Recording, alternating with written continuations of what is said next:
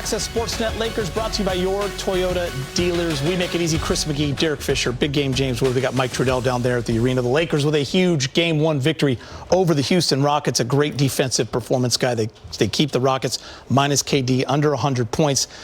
Efficient offensively, guys. 61% from the field, 53% from three. Great Luke Kennard game, 29 assists. But we talked about this all week, and here's the key. Would they have enough offensively without AR and Luka? Balance tonight, Big Game James. All 5 starters contributing with at least 14 points. Contributions off the bench, and they get it done 107-98. Great performance at home. Game 1, the Lakers established something that they held on to for the last month and a half or so, and that's just good chemistry. Regardless of the guys that were out, they had, good rhythm. The defense had picked up, and I think, in this first game tonight, they did a pretty good job of collectively, doing what they had to do to win the game. Houston shot 93 shots. They were 39-93. The Lakers had 66 shots. The one thing that worries me is the 23 offensive rebounds. That could bite you in the future. But overall, collectively, I thought they did a really good job. Luke Kennard, what a presence he was in this game. I mean, a really quality win considering the circumstances. Obviously, Kevin Durant, changed things at the last minute for the Rockets, but the Rockets team, they're a good defensive team. And so even with Durant out, defense still travels. A lot of their guys that are the gritty, tough defensive players still played in this game. So to shoot the ball 61% from the field, to be able to get the quality of shots that you got against a good defensive team without 2 of your best offensive players, that's something that you can build on as this series goes on, that you can get the type of shots that allow you to shoot good percentages. And then the second thing, you started with the Lakers defensively, that can travel as well. Of course, Kevin Durant will change everything whenever he decides to return or can return. But the Lakers defensively were locked into the game plan and got the job done. LeBron just 2 rebounds shy of a triple-double. He's with Mike Trudell. All right, LeBron, nobody's done this more than you. Nobody knows what it takes to win playoff games. How did you get it done in Game 1 tonight? You got to be able to keep your composure. Playoffs is all about runs, a lot of ups and downs, a lot of obstacles. You got to be able to keep your composure and stay even keel. And with the game plan is in place, you got to execute that.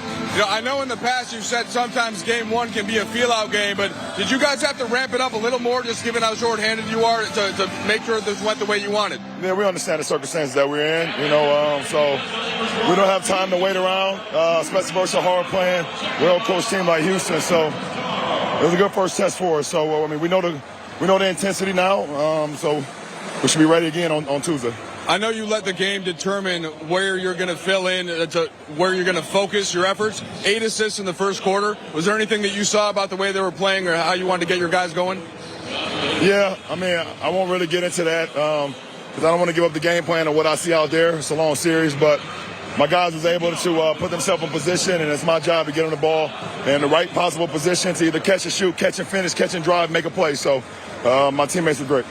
You've known about Luke Kennard for a long time, going back to those Ohio connections. What did you see from him tonight? Just poised, ready for the moment, and we need everybody to step up, and he stepped up big time. I think it was 5 of 5 from the three-point line. Every shot was timely shots as well, especially in the fourth quarter, and gave us another ball handler. Obviously we're missing 2 of our key ball handlers with Luka and AR out, so it's great to have him. All right, go get some rest. Absolutely. There you go. All right, thank you, Mike. And check this out. This is in Lakers playoff history, 100% on three-pointers made with at least 5 attempts. Big shot. Rob did it. He was 7 for 7 in 1997. Byron did it in the 91 West semis. He was 5 for 5 at 27. And Luke Kennard goes for a playoff high, 27 points, 5 for 5 from the three-point line. He had 3 big ones in the fourth. And what an incredible performance, Big Game, by Luke. Yeah, you know, when we signed him, we got a legitimate three-point shooter, but I don't think a lot of people knew of his ball handling skills, his savviness, his diversity in the game. He's not just a three-point shooter. He's a basketball player, Geeter. Ambidextrous right there. You just saw the little right hand. Smart player. He kind of has some leadership quality in this game tonight for this team. So when he's clicking and he's getting opportunities like that, and he was just put on a great show, and I'm sure it's something that the Rockets weren't expecting. I know they know he's a good shooter, but his versatility and what he presents, especially in tonight's game, was on point. Yeah, I mean, the added parts to his game, it's one thing to be a really good shooter off the catch, you know, moving off screens, et cetera, but he has a confidence to his game even when he's making decisions off the dribble. Like, he's just really confident, calm, has a great understanding of the game, and just hadn't seen him play enough. I mean, obviously, he was in Atlanta, you know, Memphis previously, et cetera, but hadn't really seen him play enough to understand how many more things were in his game. And it's almost a blessing that we're getting to see this with Austin and Luka out, because fingers crossed they are able to return at any point. Like, the more guys you have that are versatile and that can make good decisions with the basketball, that's what makes you a really difficult team to cover in the postseason especially. Can a run like this that he's having change a narrative on a player? It can.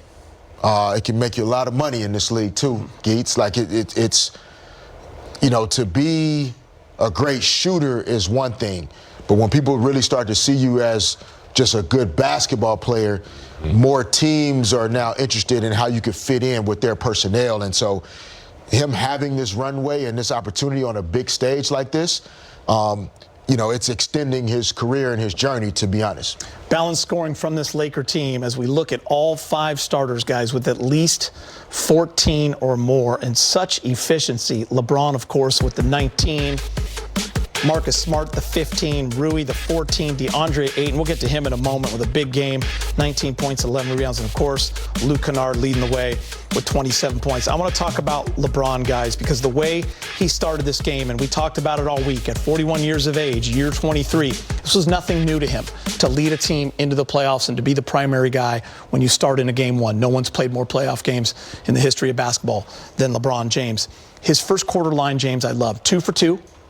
8 assists. Yeah. The most assists he's ever had in the first quarter in a playoff game. And he ended up just 2 rebounds shy.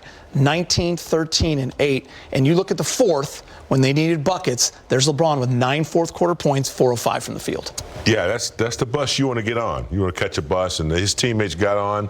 But LeBron, you know, he was explosive early. He knew that he had to show some leadership and some intensity and, you know, some pace to get his teammates going. And I think he did a hell of a job with the 8 assists early. Very physical, you know, just very smart, and just taking control of the game, but mostly importantly, involving his teammates, because he knows how important it is to have a LeBron Kennard, a Rui, and to get Ayton involved. And he did that early, and I think that's what set the pace for them going forward. Big game. Stick with me here, and I want you to jump in at any moment. Like, LeBron's athleticism over the course of his career, he's been one of the most dynamic, electric players we've ever seen and will see. We could say this is his Magic Johnson era right now, though. Yeah. Where, like, maybe the athleticism has dipped a little, even though he's still finishing a lot of plays above the rim. But to be able to go out in, like, 19 points, 13 assists, 9 rebounds, understanding first quarter, I'm going to get everybody involved, I'm going to get us out on the break, I'm going to get my shooters some rhythm, and then finding pockets where, oh, yeah, I'm going to score. I'm going to hit you with a little jump hook. I'm going to hit you with a mid-post turnaround jumper. Like, to me, watching Magic and watching you guys, like, the way he can just manipulate and control the game without necessarily being the fastest or the most athletic,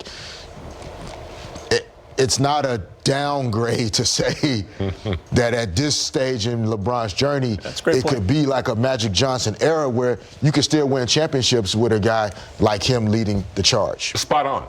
There's no question about it. Spot on. Magic was asked to do a lot of things. Now LeBron is being asked to do, those things as well. But the control of the game, I think that's what I'm hearing.